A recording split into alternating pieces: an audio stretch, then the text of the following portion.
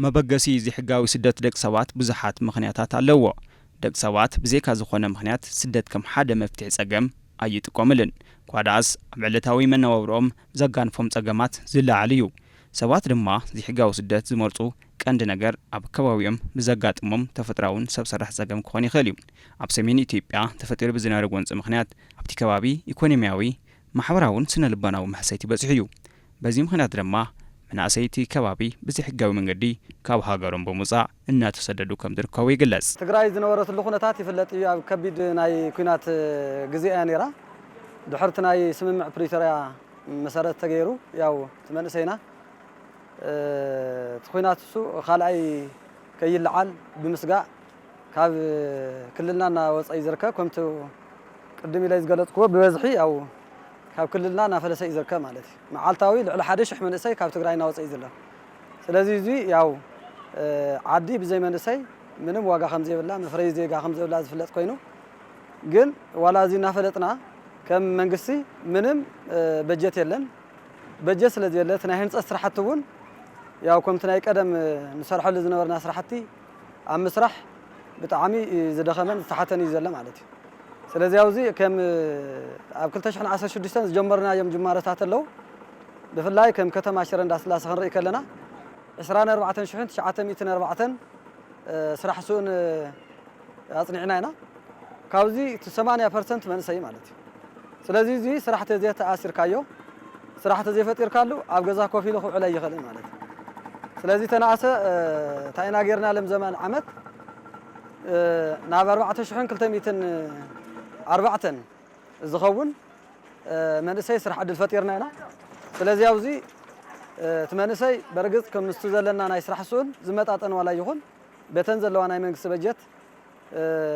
مسرت غيرنا ناب سرح زي تأثرنا يوم نسي لنا سلازي أوزي بزحز ولا من نسي زل حزون سرح زي تأثره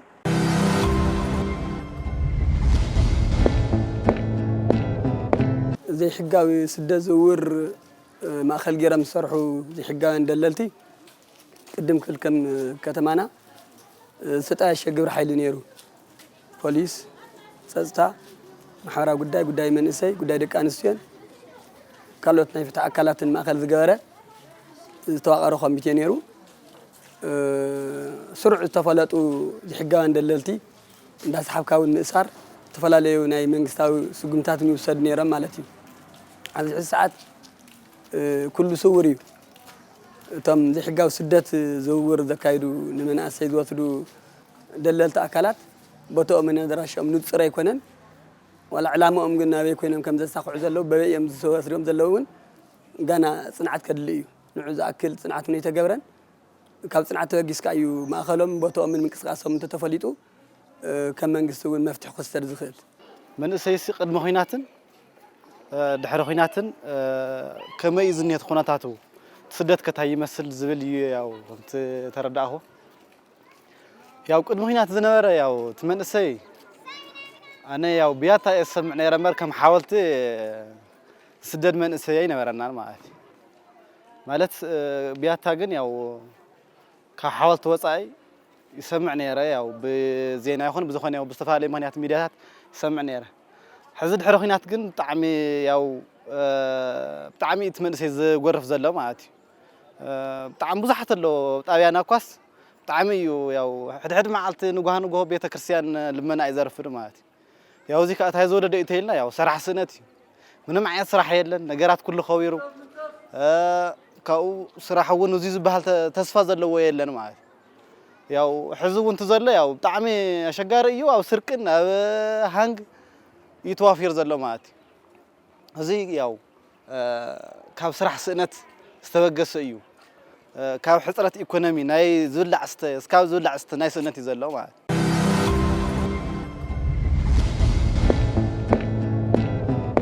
نزي حقاوي سدت كاب زقالعو قند زعباتات اوشت عدي نمنسي ጥጡሕ ባይታ بزي مهلاو مخان يحبر ቁጥሮም ብዝሕ ዝበለስ ስድድ ወገናት ካብዚኦም ሓደ ወይ ከዓ ክልተ ሰብ ዝኸድዎ ዓላማ ክሳኸዑሎም ይኽእል እዩ መብዛሕትኦም ግና ካብ ስቃይ መከራ ሓሊፉ ህይወቶም ዝስእንሉ ከም ዘሎ ናይቲ ጸገም ተኻፋለይቲ ንእስቲ ትጸርሕ እያ ናኡ ኸድ ዘገድድኒ ሓደ ሰባት ካብዚ ኸይዶም ولقى ساعتيم تلوت أم تريم بقت عم خملة تاريخ لهم منتخلها موزحته خيد زجود أمبر خيد زتقام يلا نسيك بتعين حق طريقها لها نتم حد تلوت طريقها تتكاد كلها تتالي الكاتشويتك خاو عاوزي ون ولا متشو نتي بتالي نتمن أسي عري متشو زخنا بايتاون سلا زيلة ولا كاس عقمي حتى تعوزي أنا خسر إحنا حركين عقم خلونا لو كل نجار زلوا زبايتاس متشو خنا اللي لو هاو أنتي يتعلن نعي نتي خيرو تلوت إزمة حدا نعي أزري تزموت ويكعت زجود أيري أنزلهم مالتي نسي أزرق العلو زرق أزله السوس الأزرقي تتاليله أو بزي تخيط أنا أنت خد أنا من قدي بزح نجارات رئي أنا عليه مالتي بحرية خيدة بناي سومال بحرية خيدة بخلتش حن 4 مالتي أنت خد كله صبوا أينار أنت من قدي كان نتاقول تنسيت بتعمي حماق نيرو كان قول تنسيت توت عتايون صبوا أينار متشو أينارن خناتات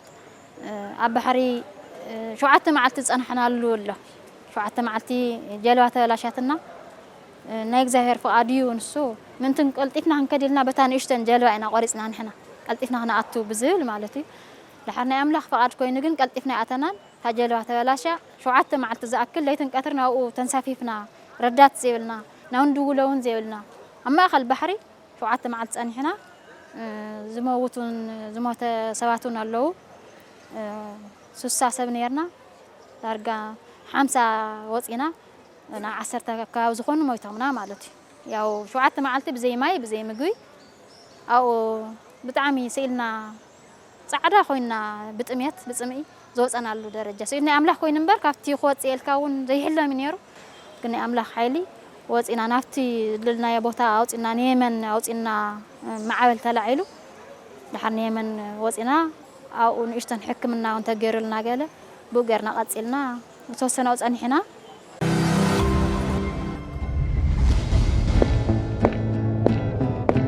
أبز حزي أوان حيل مفري من السي ولدو باستفالالي هاجرات أفريقيا بمقراص ناب سدتيو حزي زلو نزيب زحقاوي أقواب زفلت زلو وقن مدحان مكل خالن تبو حيلو سرح وعلى حنتي أبز إتو زبحال كم زي خونه يزرب باستفالالي يعني أفريقيا عرب هاجرات سددو مناسات እንዳ ሰፍሐን እንዳ በርትዕን ይዝኸር ዘሎ ማለት እዩ ሕዚ ነሱ ንምክልኻል መንሰይ ከተማናውን ኣብ ከተማኡ ዝተረጋገ ልምዓት ኣልሚዕኑ ዓሉ ዝነብረሉን ተጠቃምነት ዘረጋግፀሉ ዕድል ንምፍጣር ግንዛበታት ምፍጣር ዝደኸመ እዩ ከም ከተማ በተለይ ዝዓመት እዚ ዝበሃል ግንዛበ ተኻይዱ ይማለ ይካልን ካብ ጅማር ሓሊፉ ናብ ተግባር ምን የተሰገረን በቅድም ክብል መራሕቲ ሃይማኖት ምምሕዳራት ጣብያ ተፈላለዩ ተጽዕኖ ፈጠርቲ አካላት ናይ ከተማ ከም መንግስታዊ አካላትን ዘይገበርት ሰናይት አካላትን ብምትእሳር ተፈላለዩ መድረኽ ይካየድ ነይሮም እዮም ሕዚ መድረኽ አሳቶም የለውን በጀት መንግስቱን ውሕድ ይውስን እዩ ግን በጀት ሲና ያልካ ሕዚት መንእሰይ ከተማና ናብ ፍልሰትን ናብ ስደትን ክዳረግ ስለዘይብሉ ኣብዚ ኣብ 2017 ካብ ሕዚ ጀሚርና 2015 ሓምለ እንድሓር በጀት ዓመት ግን ተፈላለዩ ገበርት ሰናይት አካላት ብምትእላሽን ካብ መንግስቱን ወላ ካብ በጀት ወፃውን ክስርሑ ዝግብኦም ግንዛበታት ኣስፊኻ ዓሚምካ ንምስራሕ ከም ቤት ጽሕፈት ትልምሒ ዘሎ ማለት እዩ ብቐጻሊ ሓደ ክንሰርሐሉ ዝግባእ ከም ምሕዳር ከም ከተማ ዘፈርስ ጠቃምነት እውን ኣብቲ ናይ ተሓስባ ዘሎ ምቕያር ማለት እዩ ኣተሓስባ ኣብ ዓደይ ሰሪሐ ክሓልፈለ የለን ዝብል ናይ ተሓስባ ምቕያር እዩ ዋና ስራሕና ክኸውን ማለት እዩ ስለዚ ኣብዚ ከም ምሕዳር እውን ትናይ መንሰይ ተሓስባ ማለት ሓደ 2-3 ሰባት ኮይዶም ኣብ ወፃኢ ተቀይሮም ወይ ገዛ ሰሪሖም ስለዝሪ ባኣቶም ምኽንያት ይዝኸይድ ካሊ ትናይ ሕጋዊ ድለላ ዝበሃል ደቂ ሰባት እውን ኣብዚ ዋና ንትመንሰይ ስደት ዝገብሩ ዘለው እዮም ማለት እዩ ስለዚ ኣብዚ ከም መንግስቲ እውን እቶም ኣብ ሕጋዊ ስደት ማእኸል ገይሮም ነዚ ሕጋዊ ድለላ ሰርሑ ዘለው ደለልቲ እዚኦም ብሕጊ ክድነዩን ኣብ ትሕቲ ሕጊ እውን ቁጥጥር ክውዕሉ ናይ ምስራሕ ስራሕቲ ከድሊ ኣብ ቀጻሊ ማለት እዩ ስለዚ ኣብ ናይ 2016 ከም ክልል ዝተገበረ መድረኽ ኣሎ ብፍላይ ናይ መንእሰይ ዘሎ ስደት ኣብ ተሓሳሰብ ደረጃ ስለ ዘሎ እዚ ንምቕናስ ማእኸል ተገይሩ 2-3 መድረኻት ተኻይዲ ማለት እዩ ስለዚ ትመንሰይ እውን ታይ ዝብል እንድሕር ከይን ስደድ ትደልዩ ኮይንኩም ትመንሰይ ስራሕ ክፍጠረሉ ከለዎ በተሓሳብ እውን ናይ ህንፀት ስራሕቲ ክስራሓሉ ኣለዎ ዝብል حسابات يزلعلنا مالتي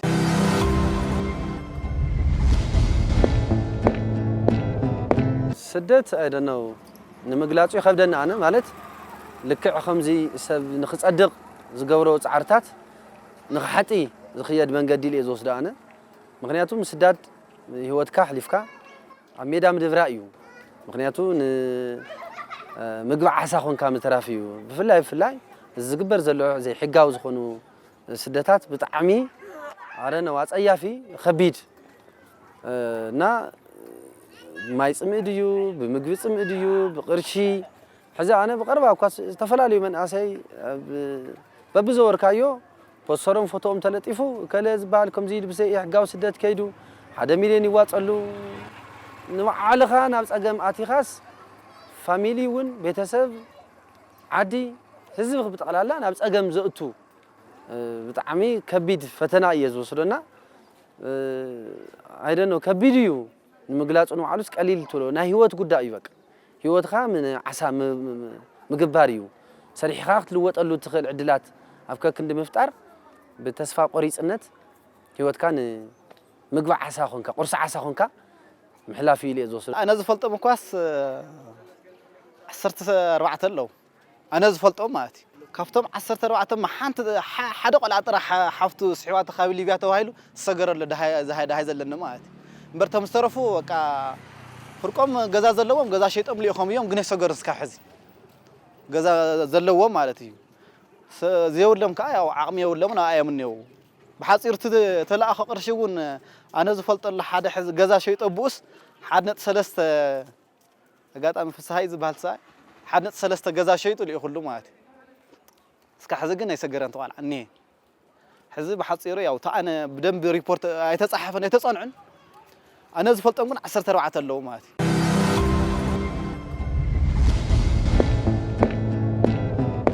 مناسيات ናብ ስደት ኣብ ዝጓዓዙ እዋናት ብዙሓት ማሕለኸታት ከም ዘጋጥሞም ይጽርሕ እዩ ብስተጋገያ ራዳዳ ናብ ራኣ ንምምሕያሽ ኢላ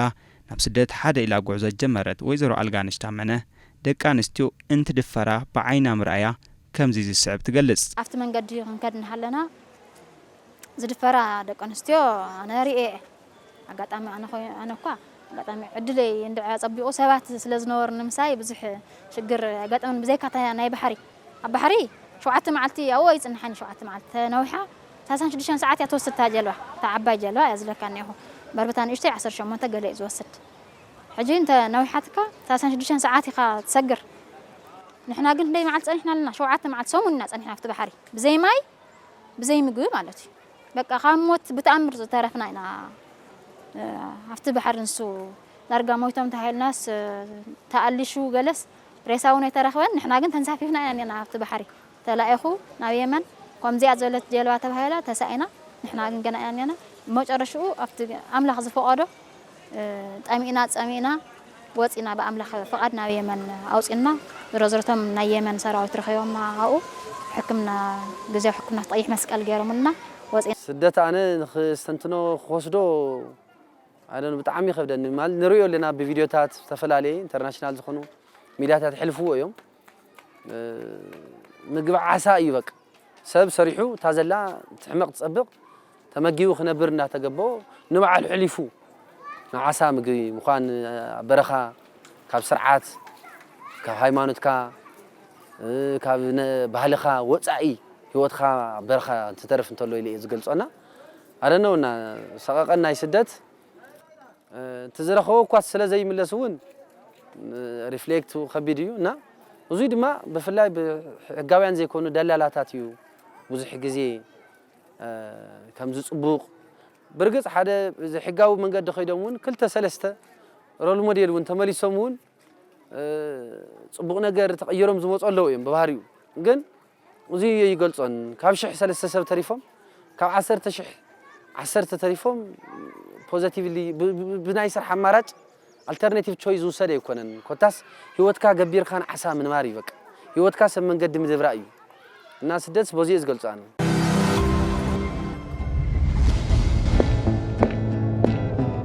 بزي حقاوي دلالتي زخود مناسياتنا ون بزحاتهم زيوم دما حقاوي زي كونه دلالاي نول قطقمي نتمنى حادث يكونس نتانا بعل طقمي ስለዚህ እሱ ተማዓልታዊ ስርሑ ሰሪሑ እቶት ዝረክብ ዘለ ምዃኑ ዝፈልጥ እምበር ናይቲ መንእሰይ ህይወት ኣይንታይን ማለት እዩ ኣይወለደን እውን እንታይ እውን ኣይኮነን ማለት ስለዚ ናይ እዚኦም ሰሚዑ ክታለል የብልን እዚኦም ድማ መንግስቲ እውን ነዞም ዘይሕጋዊ ደለልቲ ኣብ ትሕቲ ቁፅፅር ኣውዒሉ ሕጋዊ ዝኾነ ስጉምቲ ክወስድ ናይ መንግስቲ እጃም እዩ ስለዚ ከም ናይ ከተማ ምሕዳር እውን እዚ ኣተሓቢሩ እቶም ዘይሕጋዊ ደለልቲ ዝበሃሉ ሕጋዊ ዝኾነ ስጉምቲ ንክውሰደሎም ናይ ምትሕባር ስራሕቲ ክሰርሕ ኢና ንፅውዕ ማለት እዩ ካብኡ ወፂኻ እውን ብእግሪ ኣለዎ ጉዕዞ ብእግሪ መንገዲ ኣለዎ ብጣዕሚ ድኻም ካብኡ ዝኸፍአኻ መስካት መንገዲ ናብ ስዑድያ ንኽትኣቱ ዳርጋ ናብ ሰለስተ ሃገራት እኳ ናቋርፅ ዘለና ትሓስቦ ከለኻ ካብ ኢትዮጵያ ወፂኻስ ሶማል ትቆርፅ ኣለኻ ሶማል ቆሪፅካ እውን ናብ የመን ና4 ይንበርካ የመን ቆሪፅካ ከዓ ናብ ስዑድያ ኢኻ ትኣቱ ዘለኻ እዚ መንገዲ እዚ ብእግሪ ከዓ ክትኸዶ እኒኻ ተመን ይረኽበካ ገለገለ ይረኽበካ ብዙሕ ስቃይ ዘለዎ እቲ መንገዲ ንሱ ብጣዕሚ ስኢሉ ኣሰቃቂ ካብ ዝበሃል ማለት እዩ ሲካ ናይ ጭንቂ ዓይኒ ዕሙተይ ትኸዶ እምበር ኣብዚ መቻቸኻ ምስ መንግስትኻ ኣሲልካ ተረዳዲእኻ ሰሪሕካ ትነብረሉ ነገር እንተትመቻቾ ያነ ትኽመርፅ ዝኽእል እምበር ኣብ ቅድሚ ዓይነይ ዝረኣኽዎን ተደፈራ ደቂ ኣንስትዮ ኣብኡ ንመን ክኽጠር ኣሎ ኢልካ እውን ዝረዳእካ ያለ ስኢልካ ኣምላኽ በዘፈቀደ ትኸዶ ነገር ስለ ዝኾነ ኣምላኽ ኣሚንካ ትኸዶ ስለ ዝኾነ ከቢድ እዩ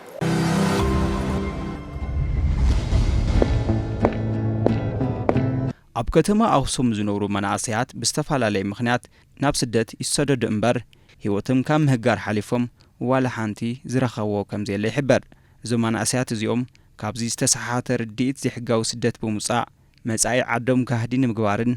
ግንዛበታት ፈጥርካ ኣብ ዓውዲ ሕርሻ መፍረይትን ዝተፈላለዩ ክእለታት ሞያታት ብምውፋር ከም ዝሰርሕ ይግለጽ ዘይሕጋዊ ስደት ወይ ከዓ ፍልሰት ንመናእሰይ ከተማና ኣክሱም ምንም ዓይነት ረብሓታ የውልን ኳስ መናእሰይ ተረጋጊኦም ናብሮኦም ልምዓቶም ከረጋገፁ እናተገበኦም ኣብ ሓፂር ህይወቶም ዝቐጥፍን ወይ ከዓ ድማ ህይወቶም ብሓፂር መንገዲ ዝነጥቕን ስለ ዝኾነ ካብዚ እከይ ተግባር እዚ ተጸይፎም ነታ ንምህጋ ናይ መጻኢት ትግራይ ለውጢ ዘልምዕን ወይ ከዓ ድማ ናብ ዝሓሸ ብራኸ ዘብፅሕ መንእሰይ ንምፍጣር ከም ከተማ መናእሰይ ግንዛበኦም ከዓብይን ግንዛቤ ማዕብዮም እውን ኣብ ተፈላለዩ ናይ መንግስቲ ዝወፁ ፓኬጃት ማለት ናይ መናእሰያት ፓኬጅ ብሕርሻ ክኾን ይኽእል እዩ ብንግዲ ክኾን ይኽእል እዩ ብማኒፋክቸሪንግ ክኾን ይኽእል እዩ መፍረይቲ ማለት እዩ ብተወሳኺ እውን ተፈላለዩ ናይ ሞያ ክእለታት ግልጋሎት ወሃብቲ ስራሕቲ ተሰማርዮም ሓፀርቲ ስልጠናታት እውን ምስ ናይ ቴክኒክ ሞያን ከተማ ኣክሱም ብምትእስሳር ማሕበራዊ ኢኮኖሚ ናይቲ ከተማና ቤት ጽሕፈት እውን ከም ቤት ጽሕፈት ዘፈር ጉዳይ ሰራሕተኛ ተሳትፎ ተጠቃሚ ሕብረተሰብ ብሓደ ብምቅንጃው መዳርግቲ ኣካላት ብሓደ ብምትእስሳር ማሕበራት ናይቲ ከተማና ማሕበር ደቂ ኣንስትዮ ማሕበር መናእሰይ ናይቲ ከተማና እውን ነዚ ዓብይ ትኹረት ዝወሃብ ጉዳይ እዩ መናእሰይ ክፈልሱ ተለው ስራሕ ስእነት ወይ ከዓ ድማ ስራሕ ዕድል ዘይምምቻው ምዃኑ ኣብ ግምት ብምእታው ተቐናጂና ብምስራሕ ከም መንእሰይና እውን ነዚ ዝፅየፍ መንእሰይ ወለዶ ኣብ ሕድሕድ ቀበሌ ስደት ዝፅየፍ መንእሰይ ብምፍጣር ዝተፈላለዩ ለውጥታት ኣተሓሳስባታት ብምቕያር ግንዛበ ብምዕባይ ዝተማልኡ ፓኬጃት እውን መንግስቲ ዝተቐረፁ ፓኬጃት ናይ መንግስቲ እውን ኣብቲ መንእሰይ ብምርዳእ እንታይ ዓይነት ስራሕቲ ክሰርሕ ከም ዝኽእል ግንዛበ ብምስራሕ ናብ ተጠቃምነትን ተረባሕነትን መንእሰይ ዝሰጋገረሉ መንገዲ ብምፍጣር ካብ ስደት ወይ ከዓ ካብ ፍልሰት ነፃ ዝኾነት ከተማ ንምፍጣር ዓብይ ስራሕትን እጃምና ክነውፊ ንሕና ከም ቤት ጽሕፈት ንሓስብ ከተማ ናይ ኣክሱም ዘሎ መንእሰይ ተባዕታይ ወይ ከዓ ኣንስታይ ተይበልና ብድምር ድማኒ ኣብዚ ጎንና ተሰሊፉ ነዚ ስደት ዝፅየፍ መንእሰይ ክንፈጥር ዝብል ሓሳብ ኣለኒ ማለት እዩ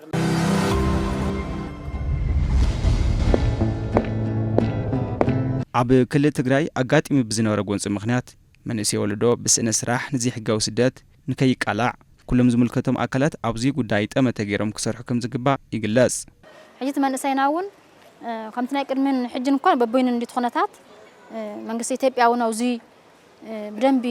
ኩነታት ተረዲኡ ናይ ዝሓለፈ ፀገም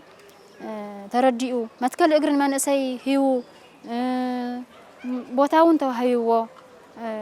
ንመንእሰይ ምቹ ዝኾነ ኩነታት ከመቻች እኒአዎ መንግስቲ ማለት እዩ ኢድ ኣትዩ በቃ ብደንቢ ምቹ ባይታስ ክውጥረሉ መንእሰይ በተለይ መስተ ዝነበረ ክባን ዕፅዋን ሕጂ መንእሰይና ከምኡ ሕጂ ዝጎርፍ እኒአ በቃ ታይ ክጽበና ወዚ ታይ ክገብር ተረድልካውን ስኢሉ ከብድ ኣነ ብዙሕ ፈቲነ خرد ንመንእሰይ ማለት እዩ ብግለይ እንታይ ይብለካ እንታይ እሞ ክጽበው ዚ ዝለካ ማለትስ ጽባሕን ጎውን ኩናት ክፈተና ይኸውን እምበር ይዝለካ ሕጂ መስተ ደቂቁ ዝንያ ተዓዲ መስተ ዓቅሚ ዘይብሉ ዝንያ ተዓዲ መንግስቲ ሳይድ ክገብርና ኣውዚ ንስኻትኩምን በተለይ ሚድያ ኣውዚ ክሰርሕሉ ኣለኩም መንግስቲ ኢትዮጵያ እውን ኣውዚ መንእሰይ ትኩረት ይው ክሰርሕ ንይዎ ደንቢ መንእሰይ ክድግፍ ንይዎ ዘልዮን መንእሰይ ዝጠይቆስ ምላሽ ክረክብ ንይዎ ማለት እዩ ሲካ ከምዘይናትካ ደብሪ የብልካ ሱኽ ዝበሃል ኣይኮነን እና ትመንእሰይ ግን ብዝረኸቡ ዓቅሚ ትዝደልዩ ሓቲቱ ቀስ በቀስ ክምለሰሉ ከምዝኽእል ከኣምን ንይዎ እና ዓዲ ክሰርሕ ኣለዎ ኣነ ዓዲ ሰላ ዝኾንኩ ኳስ ክልተ ቆልዑትኮ ወሲኸ ወሊደኒ ኢኹ ኣብ ሓዳር እኒኹ ማለት እዩ እቲ ክልተ ቆልዑት ንዓለውን ንዓለይ ሃፍተ እዮም ንዓዲ እውን ሃፍቲ እዮም ዞም ክልተ ደቂ ኣብኡ ተዝኾነ ኣነ ወለድኩን ነይረ እና ካልእ እውን ሓደጋታት ከጋጥም ይነብረውና ከማይ ኣውዚ ዓዶም ኮይኖም ሓደ ነገራት ኣመቻቸም ተዝነብሩ ይመርጽ ንመንእሰይ ክብሎ ዝደሊ መፍትሕታቱ ታይልካ ባዕለይ ክሓስቦ ከለኹ እንታይ መንእሰይ እዚ ግንዛቤ ሂብካ ናይ ስራሕ ዕድል ስራሕታት ምፍጣር እየ ዝብል ማለት እዩ ሕዚ ትመንእሰይ ጉልበት ኣለዎ ክሰርሕ ይኽእል እዩ ማለት እዩ ሕዚ ሲካ ምን ይዋሎ እኳ ንባዕላ ሰብ ምን ይዋሎ 400 ውዒሉ እኹል ምን ይዋሎ ተዝረክብ ያው መናወርኡ ፈቲሑ ያው ካፍቲ ስደት ክድሕን ይኽእል እዩ ኢለ ዝኣምኑ ማለት እዩ ሕዚ ያው ብዝተፈላለየ ስልጠና ብልቃሕ እኳ ንኣብነት ልቃሕ ኣለቂሕካ ዝተፈላለዩ ኩነታት ኣመቻችኻ ናይ ንግዲ ድዩ ናይ መስርሒ ናይ እንስሳ መራብሒ ናይ እንዳ ቡልኬት ናይ ዝኾነ ይኹን ብቻ ያው ንእሽተይ ስልጠና ሂብካ ተወሰነ ገንዘብካ ልቃሕ ኣለቂሕካ ክሰርሕ ይኽእል እዩ ኢለ ዝግምት ማለት ስለዚ ብኡ ያው ክፍታሕ ይኽእል እዩ ስደትስ ብኡ ያው ክቕንስ ይኽእል እዩ ኢለ ዝሓስብ ማለት እዩ ምክንያቱ ስደት ኮይኑ ከይዱ እውን ያው ሞት እዩ ዝኒሀ እምበር ኣነ ክስተ ሰጊር ተባሃለ ሰብ ሰማዕኹ ወይ የብለይ እስካብ ሕዚ ያው ጥራሕ ይልምኑ ቅርሺ ስለድለይ እናበሉ እናተቐጥቀጡ ያው ይረአዩ እዮም ይስምዑ እዮም እውን ወለዲ እውን ብዙሕ ግዜ እዮም ክጠርዑ ናብ ዝተፈላለየ ቢሮታት ዝኸዱ ማለት ስለዚ ያው ተሓሳብ የገልፀ ዝኽእል ማለት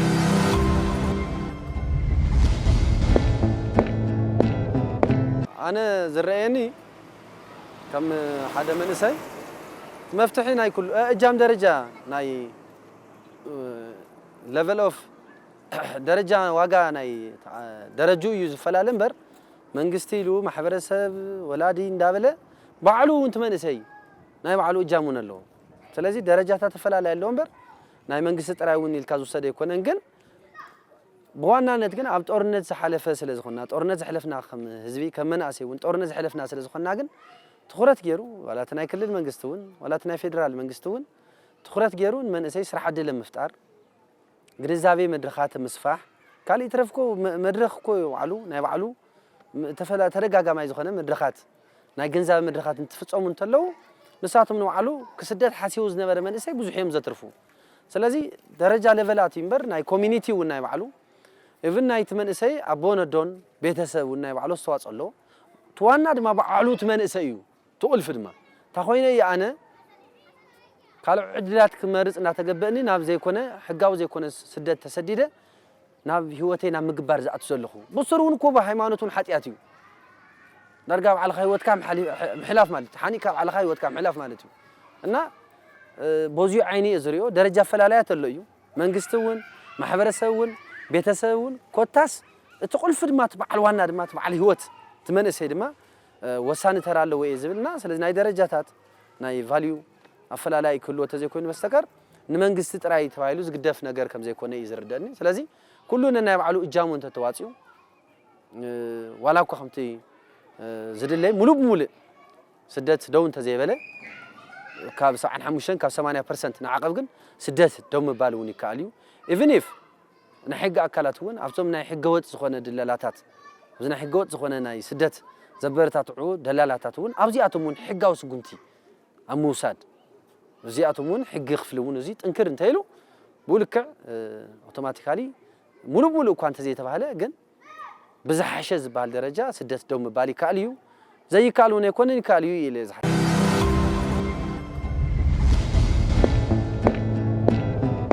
መንእሰይ ወለዶ ዘይሕጋዊ ስደት ብምጽያፍ ኣብ ዓዱ ዝረኸባ ስራሕ ብኣግባቡ እንድሕር ሰሪሑ ክሓልፈሉ ከም ዝኽእል እምነት ክሕድር ከም ዝግባእ መተሓባበሪ ከይዲ ስራሕ ፈጠራን ዘፈርተ ተጠቃማይነትን ከተማ ሽረ እንዳስላሴ ኣይተ ሓጎስ ገብረ ትንሳኤ ተላብዮም እዮም መንእሰይና ያው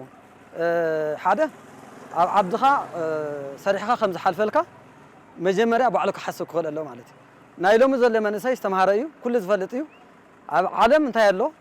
ኣይኮነ እንዳ ውሽጢ ሃገርናን ኣብ ውሽጢ ክልልናን ዘሎ ኩነታት ናይ ኣብ ዓለምና ኩነታት ታይ ከም ምዃኑ ይፈልጥ እዩ ስለዚ ኣብዚ ኩሉ ኣብ ዓረብ ዓድታት እውን ሰላም ኣይኮነን ዘሎ ማለት እዩ ስለዚ ኣብ ሰላም ዘይኮነ ቦታ ኸይድካ ህይወትካ ካብ ትስእን ኣብ ዓድኻ ኣብታ ዘላ ሃፍተ ገነት ተጠቒምካ ሰሪሕኻ ክሓልፈለይ ዝብል እተሓስባ ክውንን ክፈጥር ከም ዘለዎ እየ ተሓበረታ ክህብ ዝደሊ ማለት እዩ